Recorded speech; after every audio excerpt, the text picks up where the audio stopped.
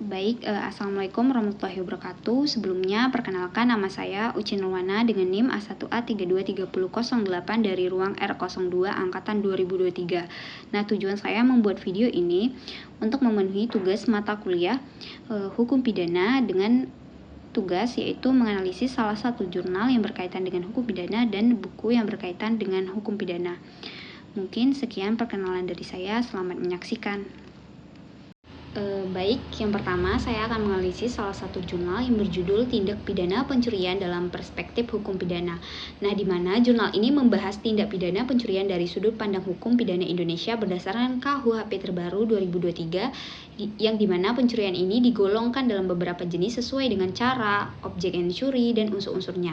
Yakni yang pertama pencurian biasa dalam pasal 476 KUHP, yang dimana pengambilan barang milik orang lain dengan maksud melawan hukum. Nah, yang kedua itu pencurian berat pasal 477 KUHP, pencurian dengan kondisi atau cara tertentu seperti dengan kekerasan pada saat bencana atau menggunakan modus khusus.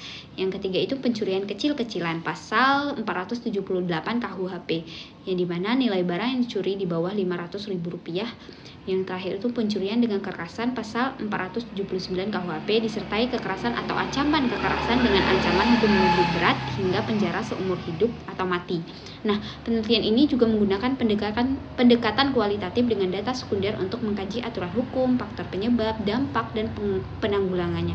Nah, faktor penyebab pencurian ini dibagi jadi faktor internal, meliputi kondisi psikologis, kebutuhan ekonomi, kecanduan, dan kurangnya kesadaran hukum. Nah, faktor eksternalnya ini meliputi kemiskinan, pengangguran, ketimpangan sosial, minimnya pengawasan, dan pengaruh lingkungan sosial. Dampaknya bukan hanya kerugian materi korban, tetapi juga trauma psikologis menimbulkan rasa tidak aman di masyarakat. Oleh karenanya itu, penting kita melakukan pencegahan dengan menggunakan teknologi keamanan serta kerjasama antar masyarakat dan aparat hukum. Sekian. Yang kedua itu saya akan menganalisis salah satu buku tentang asas-asas hukum pidana oleh Dr. Lukman Hakim, yang dimana ini adalah buku ajar yang komprehensif dan sistematis untuk mahasiswa hukum dan juga membahas secara mendalam prinsip-prinsip dasar hukum pidana di Indonesia. Nah, buku ini juga membahas konsep-konsep utama hukum pidana yang menjadi pondasi penegakan keadilan di Indonesia dan sangat penting dipahami oleh mahasiswa dan praktisi. Nah, di dalam buku ini tentunya ada inti bukunya. Yang pertama itu ada asas legalitas, yang dimana di dalamnya tidak boleh ada pidana tanpa aturan hukum sebelumnya.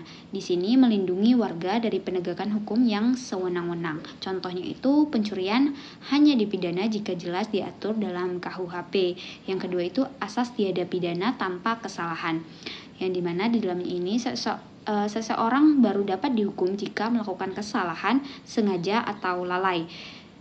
Kesalahan adalah dasar pertanggungjawaban pidana.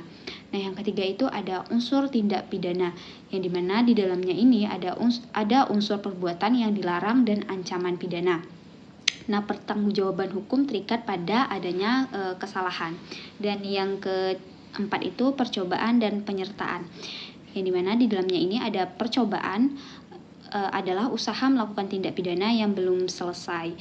Nah, penyertaan adalah keterlibatan pelaku utama, penyuruh, atau penggerak.